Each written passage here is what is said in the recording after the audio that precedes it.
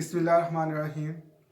अस्सलाम वालेकुम dear students, उम्मीद करता हूँ आप खैरियत से होंगे और प्लीज़ सब्सक्राइब माय चैनल। आज का हमारा जो है टॉपिक एक्सरसाइज 4.1 हम कर रहे थे। फर्स्ट 6 क्वेश्चन इसके हो गए थे। कुछ क्वेश्चन बेटा मैंने आपको असाइनमेंट्स के तौर पे भी दिए थे। तो चलते हैं अपने टॉपिक की तरफ और क्वेश्चन नंबर 7 जो है इसका हम आज करेंगे। पहले क्वेश्चन को देख लें, फिर हम इसको करते हैं कि इसमें करना क्या देखते हैं। Show that the matrix A हमें दिया हुआ है जिसकी वैल्यूज़ हैं हमारे पास 1, -2, -6, -3, 2, 9, 2, 0 एंड -3। इसको बेटा हमने प्रूव करना है कि एक पीरियोडिक मैट्रिक्स है और इसका हम पीरियड भी फाइंड करना है। बट पहले हमें पता होना चाहिए कि पीरियोडिक मैट्रिक्स होता क्या है। इसके लिए मैंने आपको थोड़ा सा यहाँ लिख दिया है, मेंशन कर दिया है कि पीरियोडिक मैट्रिक्स, अगर किसी मैट्रिक्स को हम उसी मैट्रिक्स से मल्टीप्लाई करें और वही मैट्रिक्स हमें मिल जाए तो इट्स मीन कि वो आपका पीरियोडिक मैट्रिक्स है। जैसे पीरियड होता है कि बार बार सर्कलिंग वही चीज़ आते रहना, तो मतलब जितनी बार भी हम मल्टीप्लाई करेंगे किसी ना किसी स्टेज पर जो है वो हमें वही मैट्रिक्स रिपीट में मिल जाए तो इट्स मीन वो हमारा पीरियोडिक मैट्रिक्स है। और जिस स्टेज पे वो मिलता है मल्टीप्लाई कर करके जिस वैल्यू के ऊपर या जिस पावर के ऊपर, वो उसका पीरियड कहलाती है। जैसे मैंने डेफिनेशन लिख दी है इसकी, ए की पावर या A exponent p+1 is equal to A, यानी कि किसी न किसी स्टेज पर जो है वो वैल्यू ए के इक्वल ही आ जाएगी और वो जो वैल्यू होगी जिस भी पावर के ऊपर आई है, जैसे मैं उसको फॉर एग्जांपल A3 है हमारा, तो ए के इक्वल आ जाता है। तो 3 को हम लिखेंगे 2+1, तो +1 के अलावा जो वैल्यू 2 होगी हैविंग पीरियड 2, वही वैल्यू इसका पीरियड कहलाएगी। जब हम क्वेश्चन करते हैं तो आपको ज़्यादा अंदाज़ा हो जाएगा इस चीज़ का, ये क्लियर हो जाएगी। देखिए मैंने लिखा है a इंटू ए, क्योंकि a को a से ही मैंने मल्टीप्लाई कर दिया है। ये भी a की वैल्यू लिख दी और ये भी मैंने a की वैल्यू लिख दी। अब मल्टीप्लाई करना हमें आता है, मैंने आपको इससे पहले भी सिखाया हुआ है कि मल्टीप्लाई हम कैसे करते हैं। पहले तो इनका ऑर्डर सेम होना चाहिए। फर्स्ट कॉलम के जो है हमारा फर्स्ट मैट्रिक्स का कॉलम और सेकंड की रो इक्वल होनी चाहिए। इसमें तो कोई प्रॉब्लम नहीं है कि ये मल्टीप्लाई हो सकते हैं। सेकंड वन कि मल्टीप्लाई करना कैसे, वो भी हमें पता है। फर्स्ट रो को 1 बाय 1 तीनों कॉलमों के साथ हमने मल्टीप्लाई करना है। फर्स्ट को फर्स्ट से 1 इंटू 1 1, सेकेंड को सेकेंड से -2 -3 +6, ये देखें +6, और -6 इंटू 2 -12, ये देखें -12। तो जब आपने कॉलम चेंज करना है तो बीच में थोड़ी स्पेस देनी है और उसी रो को नेक्स्ट कॉलम के साथ फर्स्ट को फर्स्ट से -2 -4 और -6 इंटू 0 0। सिमिलरली इसको मैंने थर्ड कॉलम से मल्टीप्लाई करके ये आ गया। और फिर सेकेंड रो को बारी बारी तीनों कॉलमों से मैंने उसी तरीके से बिल्कुल जैसे बताया मैंने आपको मल्टीप्लाई कर दिया। और इसी तरह से थर्ड रो को 1 बाय 1 तीनों कॉलमों के साथ मैंने उसी तरह से बिल्कुल उसी मेथड से मल्टीप्लाई कर दिया। अब बेटा आपने इनको सॉल्व करना है तो नो प्रॉब्लम, इतना हम कर लेंगे।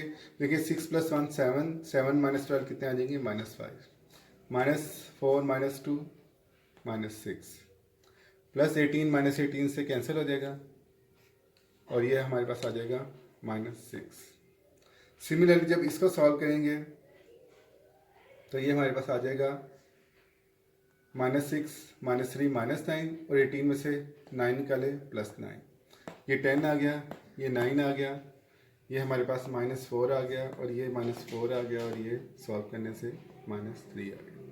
लेकिन ये जो मैट्रिक्स हमारे पास आया है, that matrix is not equal to this matrix A. इनके इसको मल्टीप्लाई करने से हमें ये मैट्रिक्स नहीं मिला। अगर मिल जाए तो आपका क्वेश्चन वहीं पे एंड हो गया।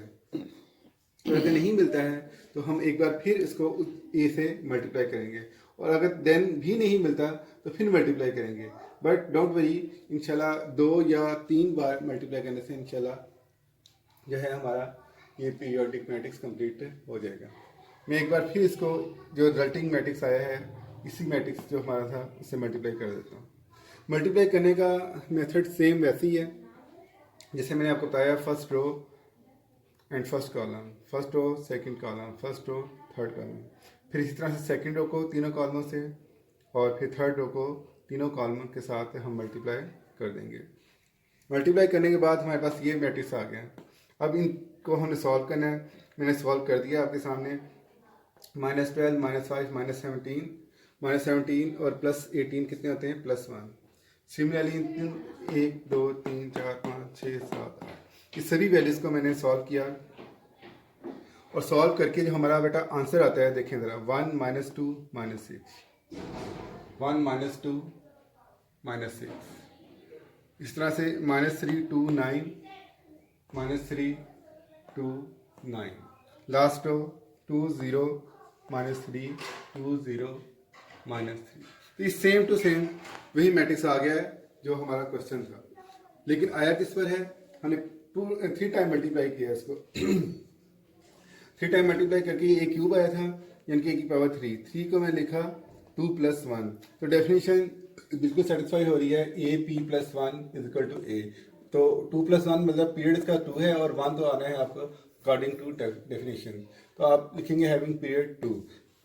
सॉरी, यहाँ तो P आएगा, बट इस क्वेश्चन का आंसर ये है कि ये आपका पीरियोडिक मैट्रिक्स है और यहाँ पर लिखेंगे आप it is a periodic matrix having period 2, और इसका पीरियड कितना है? 2 है। उसका पीरियड ही पूछा था उसने क्वेश्चन के अंदर। ये क्वेश्चन हमारा कंप्लीट हो गया। अब हम करेंगे क्वेश्चन नंबर 8। जी स्टूडेंट, क्वेश्चन नंबर 8 है हमारा, show that the matrix A = 1 -3 -4 -3 3 4 1 -3 -4। ये मैट्रिक्स हमें दिया हुआ है, इसको हम A के इक्वल सपोज कर लेते हैं। और करना क्या है, इसको हमने बेटा इसको नीलपोटेंट जो है वो प्रूव करना है। तो नीलपोटेंट की कंडीशन देख लें, मैंने यहाँ लिख भी दी है। Nilpotent matrix if A⁻k = O, where O is a null matrix, यानी कि किसी मैट्रिक्स को हम उसी से मल्टीप्लाई करें और किसी स्टेज पर हमें नल मैट्रिक्स मिल जाए। नल मैट्रिक्स हमें पता है ज़ीरो मैट्रिक्स को होता है जिसके तमाम जो एलिमेंट हैं वो क्या हों? ज़ीरो। तो वो क्या कहलाता है? Nilpotent matrix. तो लेट्स सी, हम देखते हैं कि ये किस स्टेज पर हमें नल मैट्रिक्स मिलता है। पहले हमने इस मैट्रिक्स A को इसी के साथ मल्टीप्लाई कर दिया। मल्टीप्लाई करने का मेथड हमें पता है, फर्स्ट रो और 1 by 1 all 3 column. Similarly second row 3 column और थर्ड रो 3 कॉलम। बिकॉज ये हम काम पहले काफ़ी बार कर चुके हैं, इसलिए मल्टीप्लिकेशन यकीनन आपको आ गई होगी, तो बहुत ज़्यादा फोकस करने की ज़रूरत नहीं है इस पर। और मल्टीप्लाई करने के बाद मैंने इनको सॉल्व किया, तो देखें 3 + 1 4, 4 - 4 0। सिमिलरली 9 और 3 -12, -12 + 12 0। सिमिलरली जब आप बाकी तमाम वैल्यूज़ को सॉल्व करेंगे तो आप देखेंगे, ध्यान से कीजिएगा ज़रा ताकि प्लस या माइनस की मिस्टेक ना हो आपसे। तो हमने देखा कि सिर्फ सेकंड टाइम ही मल्टीप्लाई करने से हमें जो मैट्रिक्स मिला उसके तमाम एलिमेंट ज़ीरो हैं और हमने यही प्रूव करना था। लिहाजा हम कह सकते हैं इज़ अ नल मैट्रिक्स। ये हमारा क्वेश्चन कंप्लीट हो गया। आगे हमारा क्वेश्चन 9 है। बिफोर इट कि मैं क्वेश्चन 9 आपको करवाऊँ, आप देखें बेटा कि हमने इसको करना क्या है। इसको बेटा हमने इनवैल्यूटरी मैट्रिक्स से प्रूव करना है। इनवैल्यूटरी मैट्रिक्स क्या होता है? बिल्कुल उसी तरह से अगर हम A⁻k के A को A से मल्टीप्लाई करें और किसी स्टेज पर हमें I से यहाँ पे क्या मुराद है? Identity matrix, where I is an identity matrix. तो लेट्स सी, हम देखते हैं क्वेश्चन नंबर 9।